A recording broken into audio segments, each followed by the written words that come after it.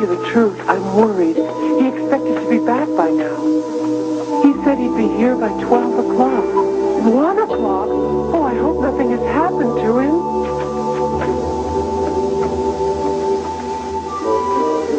I've got to do something to take my mind off it. I've already tidied up the linen chest. No point in doing it again. And I've drawn all the well water I'll be needing.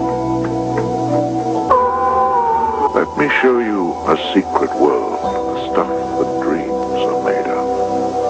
They're little people with full-sized hearts.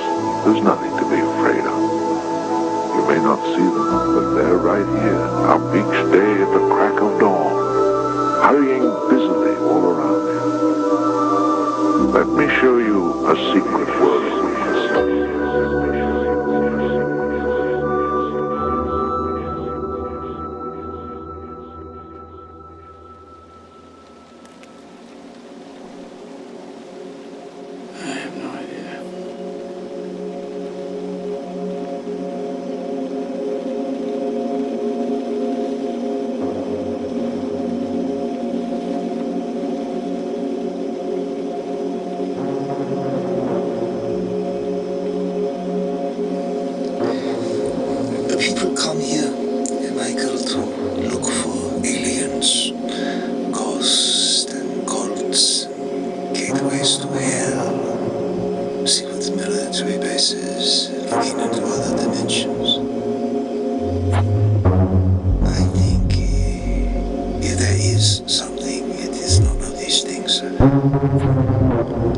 Perhaps all of them. I'm sorry, I'm not at all following what you're saying. How does an isolated tribesman in Ecuador know the difference between an alien, an angel, and a ghost? I have no idea. He doesn't. He tells a story to make sense of the infinite. Sometimes, when I stare up and look into the infinite, I see a film. And you see all the flashing blue light.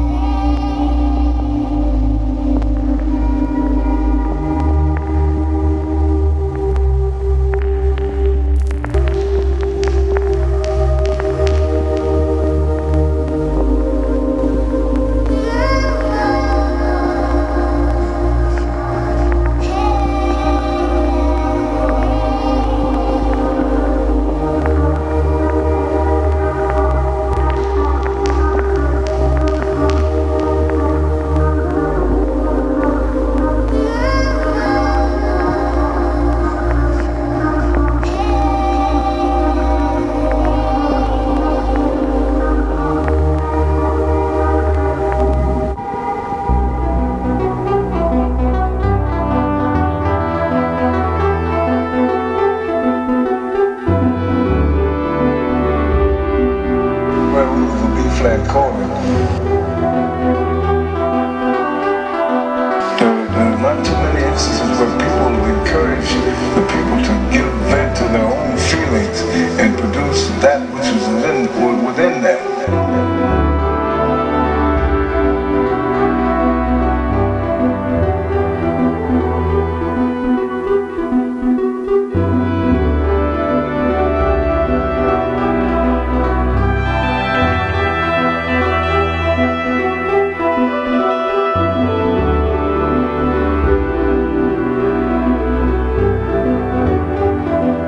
You gotta inspire them and encourage them.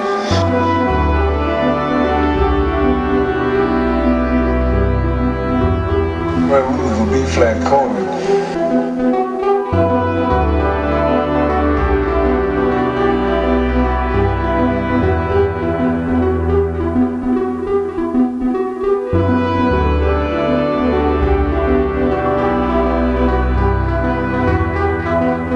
Make them to do what they know they can do.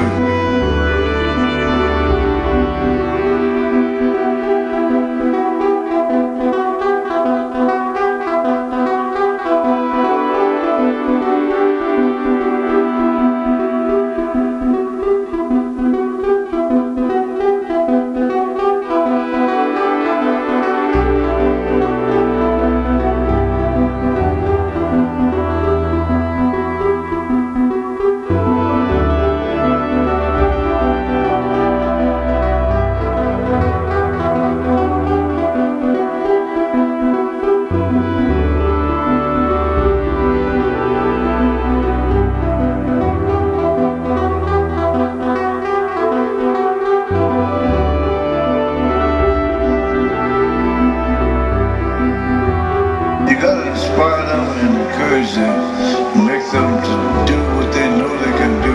And most of the time, they don't even know what they can do till you get it out of them.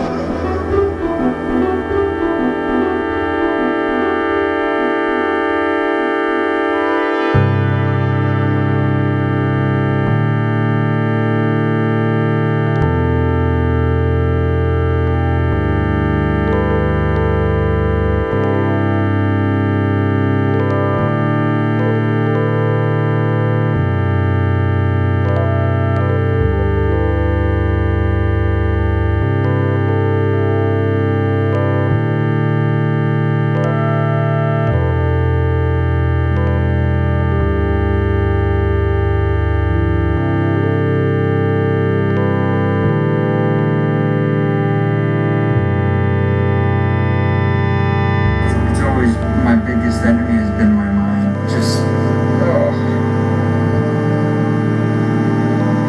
Can't shut it off.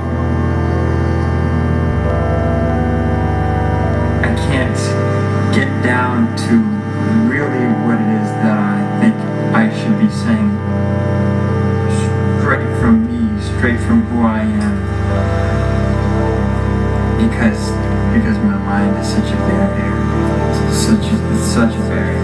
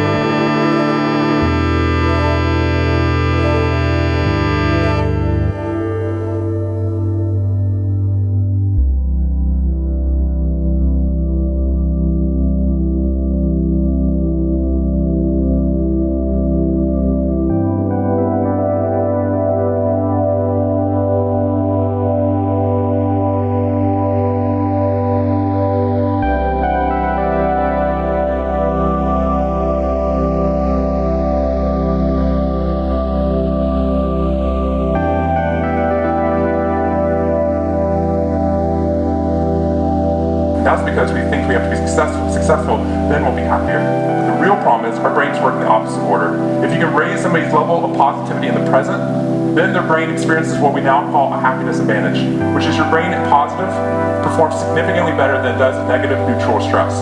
Your intelligence rises, your creativity rises, your energy levels rise. In fact, what we found is that every single business outcome improves.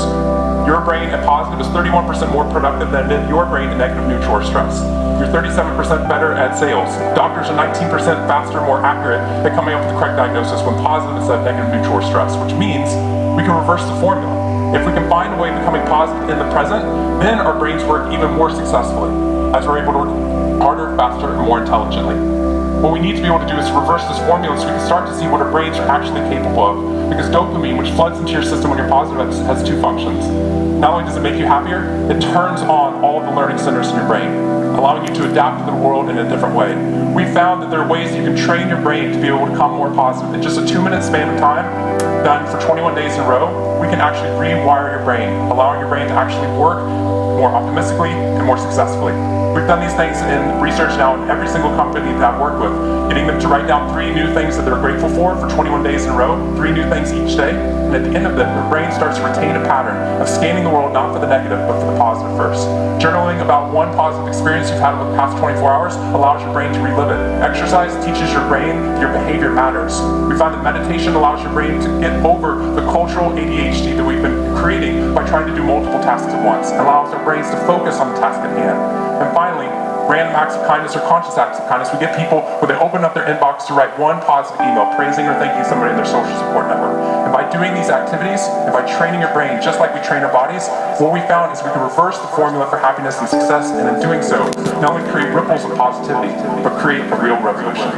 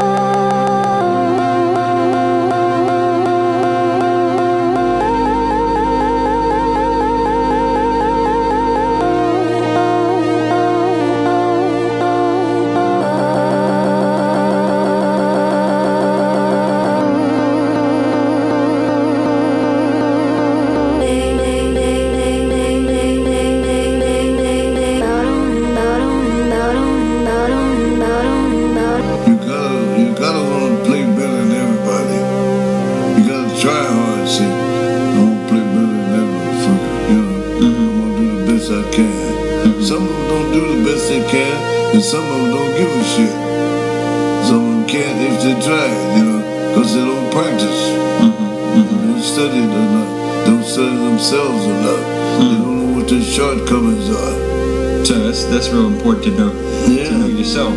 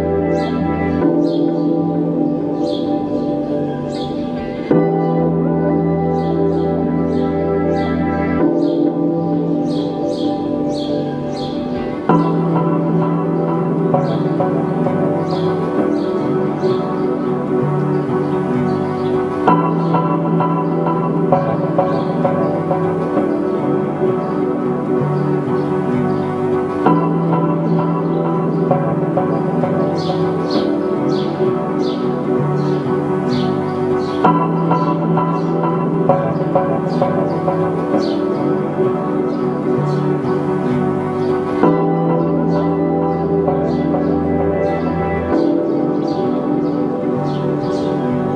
of the books I read, and I've only read a couple, today, this society's control type of stuff, this post-criminal society. It's just like, oh yeah, this gender, they're just a bunch of idiots that sit there and watch TV and smoke dope, and the internet is nothing to get excited about. It's just, you can see already, it's just people doing Twitter and playing on Facebook and stuff. There's no, but no, there's emancipatory potential.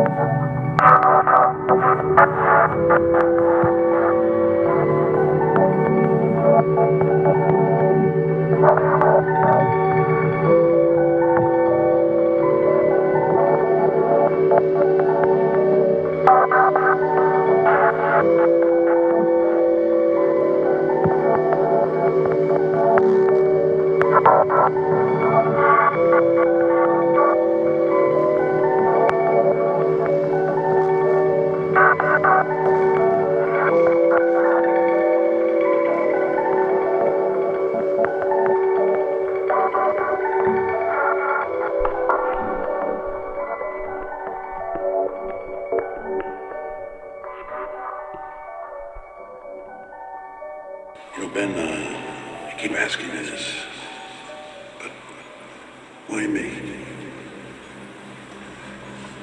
Because you are a good man. No, really. Even when you don't know the people are watching.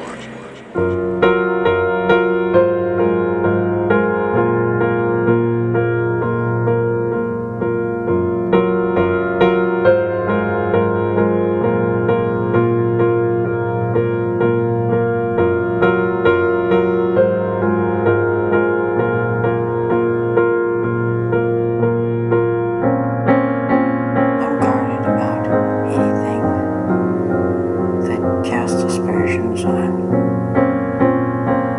your integrity and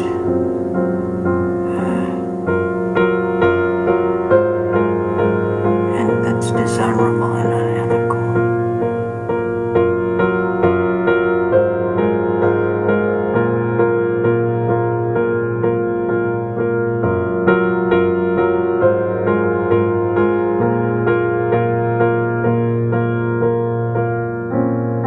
Didn't have much of a reputation, but really got ruined. More so than I thought. Even I am worried that I'm going to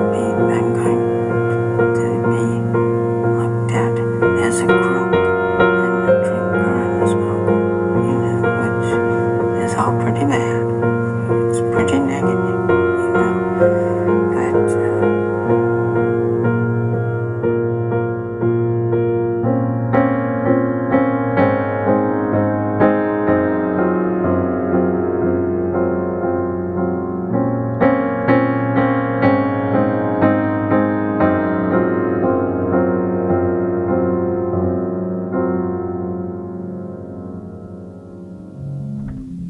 With that in mind, what was the most memorable interaction you've shared with Visayas? They're all memorable. But I guess the single most, well, there's been two, one that just occurred. But prior to that, the single most important one was I had just had a contact, and we had spent about an hour or so together, and I was very depressed, very sad. And as I'm leaving the ship, I was crying, and I turned around and I looked at him, and he looked at me and he smiled, and his words were, "The love that you withhold is the pain that you carry."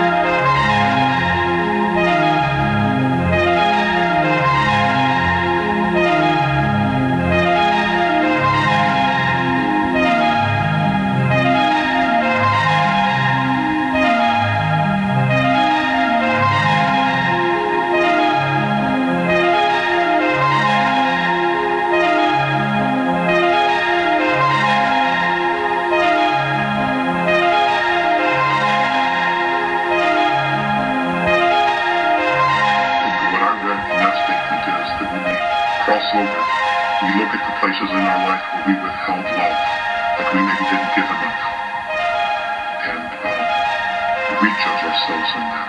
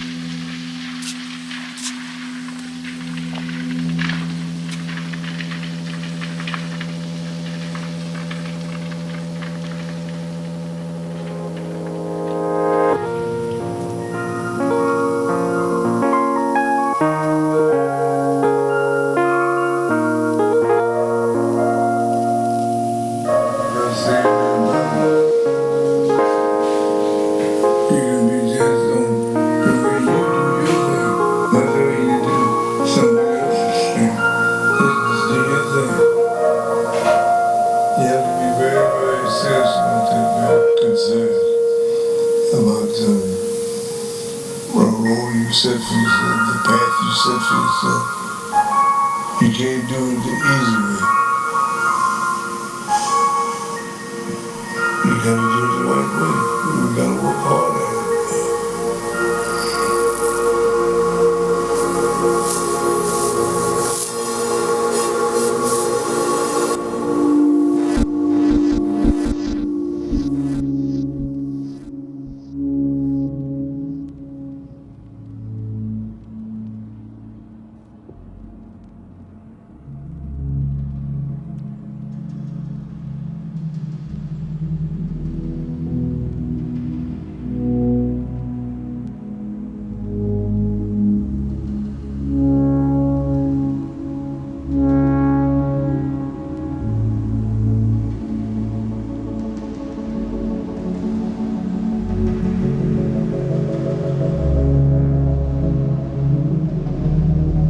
Last night, this friend of mine, who is a fairly well-known painter, had this thing. So there were a lot of athletes and people that I had seen in my life. So I wanted to say hello to everybody and introduce myself.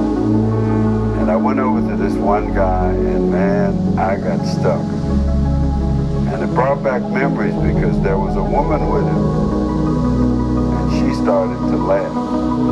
It was fear of the perception of the listener.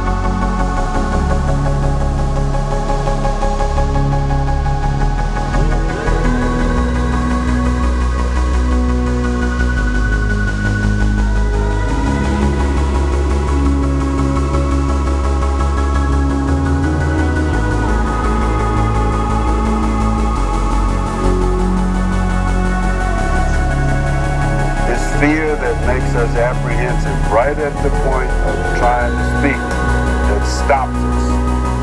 One of the ways to deal with the fear is to approach people with a prepared forgiveness. We have to be more civil than most people that we will encounter. Having had people not understand me a lot, maybe help me wait a little beat to where I can extend something that hasn't been given to me. And I think that makes you a much bigger person.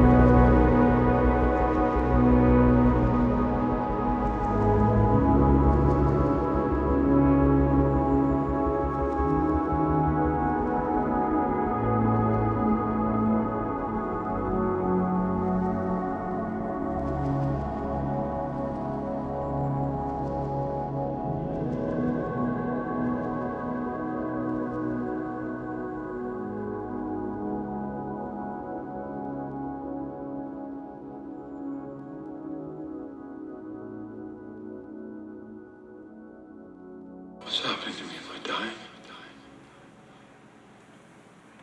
Is this how it starts if I die?